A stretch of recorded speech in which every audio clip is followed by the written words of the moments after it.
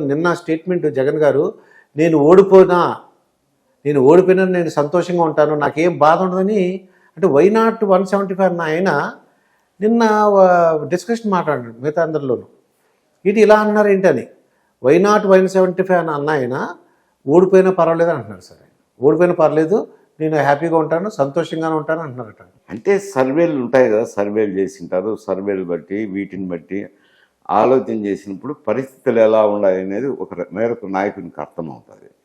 ఒక మేరకు అర్థమైనప్పుడు సూచనలు కనపడతాయి స్టేట్మెంట్ ఇచ్చేటప్పుడు. అందుకే 175 అన్నప్పుడు కూడా నన్ను చాలామంది అడిగారు, ఏది 175 ఎట్లా వస్తాయి సార్ అని. అంటే ఏదో కార్యకర్తలకు ఆత్మస్థైర్యం కలిగించేదానికి, నైతిక బలం చేకూర్చేదానికి అటువంటి మాటలు సహజంగా పార్టీ పెద్దలు మాట్లాడుతుంటారులే. ఓడిపోతామని ఎవరు చెప్పరు. కాకపోతే ఇప్పటికీ ఒక రకమైన అభిప్రాయం ఏర్పడి ఉంటుంది ప్రజలు. సర్వే చేస్తే దాదాపు ఒక రకంగా వస్తుంది ప్రజా అభిప్రాయం. వచ్చినప్పుడు వాళ్ళకు సర్వేలో రిపోర్ట్లు ఏదో ఒక రకంగా చెప్తారు కదా. ఒకవేళ కొంచెం అననుకూలంగా ఉందండి, మీరు ఇంకా గట్టి ప్రయత్నం చేసుకోవాలన్నా ఏదో వాళ్ళ పరిభాషలో స్ట్రాటజిస్ట్ వాళ్ళు చెప్తా అంటారు. చెప్పినప్పుడు పరిస్థితి అర్థమవుతుంది. అభ్యర్థులు ఎంపికలోను దీంట్లోనూ అర్థమైనప్పుడు ఎక్కడో చోట నోటి మాట జారచ్చు.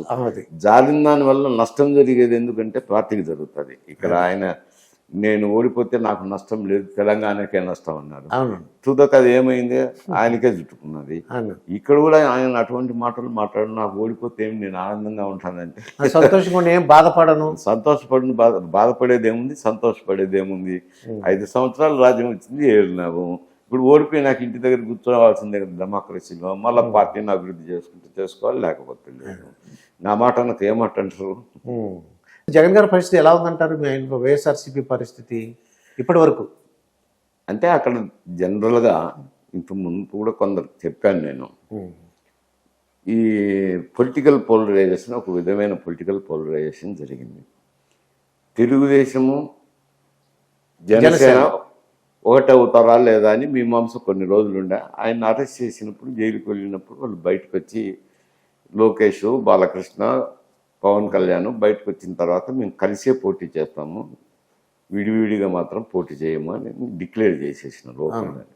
తర్వాత ఏదో సీట్ల పంపిణీ ఉంటుంది అనుకోండి, ఏదో 2-3 సీట్లు అటు ఇటు, 4-5 సీట్లు అటు ఇటు పంచుకుంటారు. పంచుకున్నప్పుడు వాళ్ళు ఉమ్మడిగా ఒక అభ్యర్థిని ప్రతి నియోజకవర్గంలో వెళ్ళినప్పుడు ఇబ్బందికర పరిస్థితి ఏమో వైఎస్ఆర్సీపీకి ఉంటుంది. దానికి తోడు గూనికి తోడు దొబ్బుడుగా అన్నట్టు ఈ షర్మిల గారు కాంగ్రెస్ పార్టీ సారథ్యం వహించుతో వీళ్ళు కొన్ని ఓట్లు చీల్చే అవకాశం ఉంది. దానివల్ల జగన్కు ఇబ్బందికర పరిస్థితులే అని అంట. రాజకీయంగా చూసినప్పుడు ఇబ్బందికర పరిస్థితి. అంటే ఓడిపోతారా గెలుస్తారా అలా చెప్పగలరా సార్? చెప్పగలరా అంటే నేనేమైనా సర్వే చేయించినా, సర్వేలు ఏమైనా రిపోర్ట్ ఉన్నాయా? జనరల్గా ప్రజలతో మాట్లాడినప్పుడు ఏం పరిస్థితులు ఏమన్నప్పుడు కొంచెం ఇబ్బందికర పరిస్థితి సార్ అని అంటారులేండి. ఎవరు ఓడిపోతామని ఎవరు చెప్పరు, గెలుస్తామని ఎవరు ధీమాగా చెప్పరు. కొంచెం వైఎస్ఆర్సీపీకి ఇబ్బందికర పరిస్థితులే అని చెప్తారు అభిప్రాయం. ఓకే, మీ వ్యక్తిగత అభిప్రాయం ప్రకారం ఏపీలో ఎవరు రావచ్చు అంటారు? ఏపీలో ఎవరు వస్తారో ఇంకా కొద్ది రోజులు పోతే కానీ తెలియదండి. ఎందుకంటే వీళ్ళు కొంతమందిని మార్చుకుంటున్నారు, వాళ్ళని కొంతమంది మారుస్తున్నారు. ఎవరు మారుస్తారు, ఎవరు వస్తారు అని ఇంకా ఒక 60-70 మందిని జగన్ గారు మార్చేశారు. జనరల్ గా ప్రభుత్వ వ్యతిరేకత ఉందనేది తెలుస్తా ఉంది. అది ఎంతవరకు అవుద్ది, వీళ్ళు ఎంతవరకు క్యాష్ చేసుకోగలుగుతారు, వాళ్ళు ఎంతవరకు మార్చుకొని కొత్త వాళ్ళ మొహాన్ని పెట్టి సెటరైట్ చేసుకుంటారు అన్నది ఇంకా చూడాలి. ఎలక్షన్ ఇంకా దగ్గరకు వచ్చే కదా తెలుస్తుంది. ఆ సీట్ల పంపకాలు, జనసేన, టీడీపీ, జగన్, ఇంకా ఫైనల్ లిస్ట్ అన్నీ రావాలన్నమాట. ఇదండి, మరొక ఇంటర్వ్యూతో మీ ముందుంటాను. మీ దుర్గా ప్రసాద్ మాస్టర్.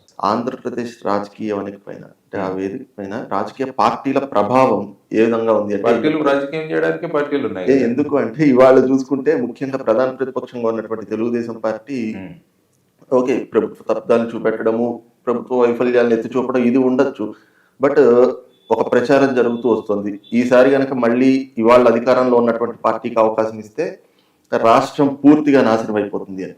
అలాగే మీరు ఇది వరకు ఉన్నటువంటి పార్టీ జనసేన పార్టీ ఎలాగైనా సరే జగన్మోహన్ రెడ్డిని మళ్ళీ అధికారంలోకి రానివ్వం, వైసీపీని అధికారంలోకి రానివ్వం అని చెప్తున్నారు.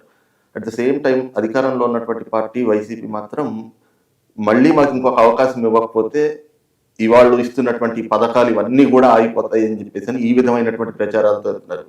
అసలు అక్కడ ఉన్నటువంటి పరిస్థితుల్ని మీరు ఏ విధంగా చూస్తారు? ప్రతి రాజకీయ పార్టీ ఎలక్షన్ లో గెలిచి కుర్చీలో కూర్చోవాలన్నది ఇట్ ఈస్ యూజువల్ ట్రెండ్. అందులో ఏమి వాళ్ళు చేస్తున్నారు. కానీ ముఖ్యంగా మనం చూడాల్సింది ఏంటంటే ఒక ప్రజాస్వామ్యం బాగా నడవాలంటే అపోజిషన్ రోల్ కూడా చాలా ప్రాముఖ్యం. అందుకనే ఇప్పుడు ఏమైపోతుందంటే అపోజిషన్ లేకుంటే ఏమవుతుందన్నది కూడా మనకు ఒక ప్రధానమైన అంశం డెమోక్రసీలో మనం చర్చించాలి. అందుకనే మేము ఏం సూచిస్తున్నామంటే మీరు దామాషా పద్ధతిలో మీరు సీట్లు కేటాయించండి.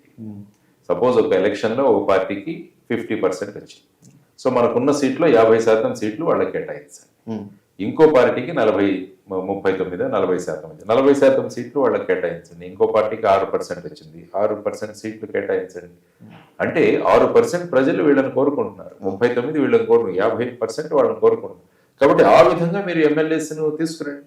అప్పుడు ఏమవుతుందంటే ఎఫెక్టివ్గా మనం మాట్లాడుకోవడానికి ఉంటుంది. లేకుంటే ఏమవుతుందంటే కేవలం ఆ కాన్స్టిట్యుయెన్సీలో నియోజకవర్గాల్లో పడిన ఓట్ల వల్ల ఒక సైడ్కే వెళ్ళిపోయి అపోజిషనే లేకుంటే ఏమవుతుందంటే మేమేమంటే నిరంకుశం, మేమేమైనా చేయొచ్చు అన్న భావనలు వాళ్ళలో వస్తాయి. అందువల్ల దీన్ని ఏ విధంగా ట్యాకిల్ చేయాలన్నది కూడా మనం చూడాల్సిన అంశం.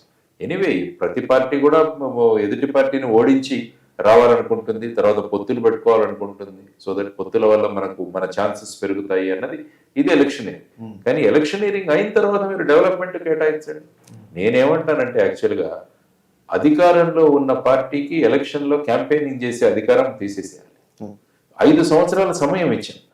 మీరు రాష్ట్రాన్ని అభివృద్ధి చేయడానికి మీకు 5 సంవత్సరాల సమయం దొరికింది. మళ్ళా మీరు ఎందుకు క్యాంపెయిన్ చేయాలి?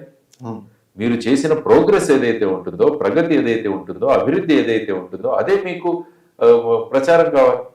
మళ్ళా వెళ్ళి మేము చేస్తామంటే అది సబబు కాదు. బట్ ఇది కూడా ఒక రాడికల్ వే ఆఫ్ థింకింగ్ కావచ్చు మీకు ఎలక్షన్లో. కానీ ఇటువంటి మార్పులు రావాలి. పని చేయని వాళ్ళని రీకాల్ చేయాలి. ఎవరైతే ప్రజలు సరిగా పనిచేయట్లేదో ఎమ్మెల్యేలు, ఎంపీలు, వాళ్ళని రీకాల్ చేసే విధానం రావాలి. బయట చాలా కంట్రీస్ లో రికాల్ సిస్టమ్ ఉంది. ఆ రికాల్ సిస్టమ్ ఇంట్రడ్యూస్ కాంగ్రెస్ వాళ్ళు క్లియర్గా చెప్తున్నారు, స్పెషల్ కేటగిరీ స్టేటస్ మేము వస్తే ఖచ్చితంగా ఇస్తామని చెప్తున్నారు. వాళ్ళు వస్తే అనే పరిస్థితి ఉందా లేదా? ఈ రాముల విగ్రహం అయిన తర్వాత అందరికీ అనుమానం వచ్చింది. అతను తిరుగుతున్నాడు రాహుల్ గాంధీ. ఇవాళ కాకపోతే ఏదో రోజుకి వస్తుంది. మనం అనేది ఇలాంటివన్నీ ఎలా ఉంటుందంటే మీకు ఇంత ముందు కూడా చెప్పాను.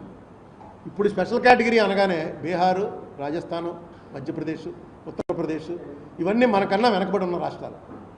వాటిని బీమారు స్టేట్స్ అంటేనే జ్వరం వచ్చిన రాష్ట్రాలు అవి.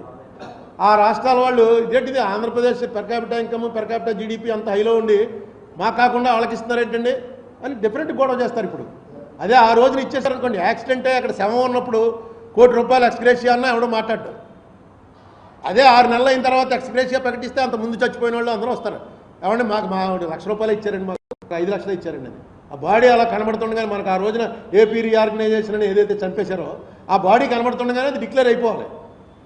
ఎప్పుడైతే 6 మండలాలు మనకు కలుపుతూ సంతకం పెట్టినప్పుడే ఇది కూడా ఏపీ మన స్పెషల్ కేటగిరీ స్టేటస్ కూడా చేసేవలసింది.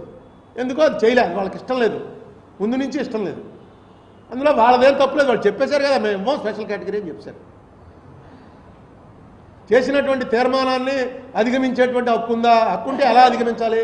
ఇవన్నీ గత క్యాబినెట్ తీర్మానం చేసింది. ఆ తీర్మానాన్ని ఇప్పుడు వచ్చిన క్యాబినెట్ నో అంటుంది. దానికి ఒక ప్రొసీజర్ ఉండాలి కదా. ఆ ప్రొసీజర్ ఏమన్నా ఫాలో అయ్యారా? ఆ క్యాబినెట్లో మళ్ళీ చంద్రబాబు నాయుడు గారు మంత్రులు కూడా ఉన్నారు. ఆ వేళ తీసుకున్నప్పుడు పోనీ వీళ్ళు ఏమన్నా డిసెంట్ రాశారా? అసలు అర్థం ఏంటంటే పోలవరం అనేది స్టేట్కి ఇచ్చేసారన్నది ఎక్కడైనా కాగితం మీద ఉందా? రైట్ టు ఇన్ఫర్మేషన్ కూడా పంపట్లేదు వాళ్ళు. మనం చిన్న తాపీ మేస్త్రిని తీసుకొచ్చి గోడ రిపేర్ చేయాలంటే చేబులోంచి ఇంత బుక్ తీస్తాడు. బుక్ తీసి ఆ బుక్లో రాయండి అంటాడు, మొన్నే రాయమంటాడు. 500 ఇచ్చామని రాయండి అని ఆ బుక్ జేబులో పెట్టుకుంటాడు. ఎందుకంటే రాతలో ఉంటే రేపు పొద్దున ఎప్పుడో నీకు ₹1000 ఇచ్చాను కదా అంటే టక్కని బుక్ తీసి ఇదిగోండి బాబు 500 ఇచ్చారు చూసుకోండి, డేట్ కూడా రాశారు, మీరే రాశారు అంటాడు. పోలవరం కదేం లేదు. పోలవరంకి కేంద్రానికి రాష్ట్రానికి మధ్య కాగితం లేదు, ఏం లేదు. వాళ్ళేమో వీళ్ళు అడిగారట, వాళ్ళు ఇచ్చారట. ఈయనేమో నేను అడగలేదంటాడు. వాళ్ళేమో అడిగితేనే ఇచ్చామంటారు. దానికి కూడా ఏమీ లేదు. కేంద్రం కట్టి మనకు అప్పచెప్పవలసింది. జగన్మోహన్ రెడ్డి గారు ఏం చెప్పాడు? అసలు మనం ఎందుకు తీసుకోవాలి? కేంద్రమే కట్టి అప్పచెప్పాలి, వాళ్ళకే ఇచ్చేద్దాం, మనం కమిషన్ల కోసం కాకపోతే మనకెందుకు ఇది అని చెప్పాడు ముఖ్యమంత్రి అవ్వకముందు. ముఖ్యమంత్రి అయ్యాడు, మళ్ళీ ఈయన ఎందుకు తీసుకున్నాడు?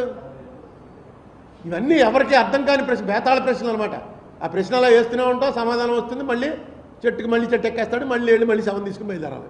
10 ఏళ్ళ నుంచి అదే పని చేస్తున్నాం. ఈ రాజమండ్రిలో ఇంకా మనం మిగిలాం, ఎవరికి ఏం పట్ల మనం మిగిలాం. ఇంకా ఇది అని చెప్తే వస్తారో రారో అని సీక్రెట్గా కొట్టాం. ఏపీ రీఆర్గనైజేషన్ మీద అయితే ఇప్పుడు చెప్పేదే కదా, మళ్ళీ ఏముంది ఎవడో ఒకటి చెప్తాడు. లక్కీగా రాజమండ్రి మీడియా డెఫినెట్గా మిగతా చోట్ల కన్నా పబ్లిక్ ఇంట్రెస్ట్ ఎక్కువ ఉంది.